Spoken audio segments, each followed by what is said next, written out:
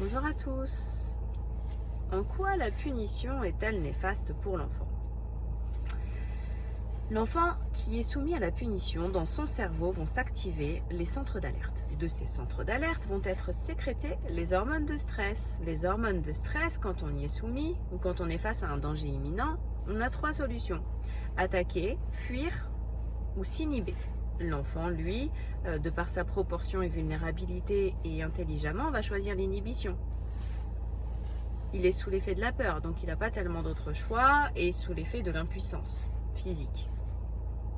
Donc il choisit l'inhibition. On apprend déjà à l'enfant à s'inhiber, à inhiber ses sentiments, ses émotions, et quand il est sous tension, sous stress, à bien garder ce stress en lui, surtout pas le décharger.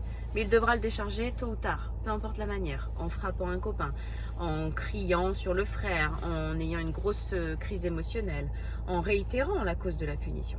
Peu importe la manière, il va devoir décharger, tôt ou tard.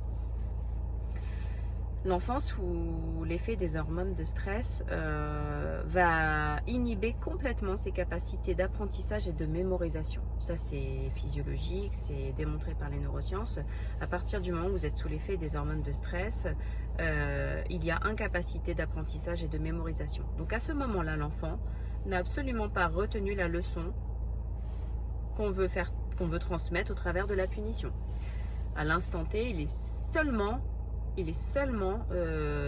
submergé par ses émotions, par la peur, par l'humiliation, par l'injustice. Pourquoi? Parce qu'à l'âge où l'intentionnalité ne peut pas exister, l'enfant étant soumis simplement à la spontanéité, il expérimente, il est là pour apprendre à grandir, mais il est tout à fait spontané. Il est dénué de vice, il est dénué de vouloir mal faire, de vouloir faire mal, de vouloir faire plier. Donc il ne comprend pas pourquoi l'adulte, lui, a besoin de faire plier, a besoin de faire mal. Pourquoi l'adulte a besoin d'utiliser une méthode humiliante pour lui apprendre la vie, pour lui apprendre les codes sociaux, pour lui apprendre le bien vivre ensemble, pour le doter de compétences. Naturellement, suite à tout ça, le lien va se distendre. L'enfant va rentrer dans un lien de méfiance. Il va se détacher de ce sentiment de confiance absolue qu'il est censé avoir en sa figure d'attachement, en sa figure sécuritaire, sa figure d'amour. C'est légitime, on ne peut pas lui en vouloir. Le sentiment d'humiliation et d'injustice vont générer chez lui une mauvaise, en tout cas une perte d'estime de lui-même. Ils vont inhiber ses capacités d'entreprise, ses capacités de spontanéité, ses capacités de créativité, ses capacités d'initiative plus tard, en tout cas, mais qui persisteront de toute façon à l'âge adulte. En attendant, pour pouvoir éviter en tout cas, il y a des moyens d'anticiper les causes des punitions.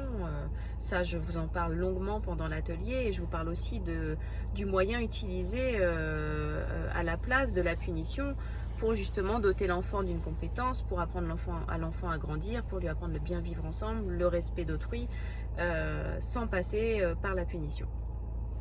Je vais vous proposer des dates ce soir ou demain. Pour ce mois-ci, il y en aura deux au vu du succès de l'atelier sur les sessions précédentes. Voilà, j'ai décidé d'en mettre deux ce mois-ci. Donc il y aura un mercredi et un samedi. En attendant, sentez-vous libre d'aller liker ma page Grandir Heureux, et moi je vous dis à la prochaine.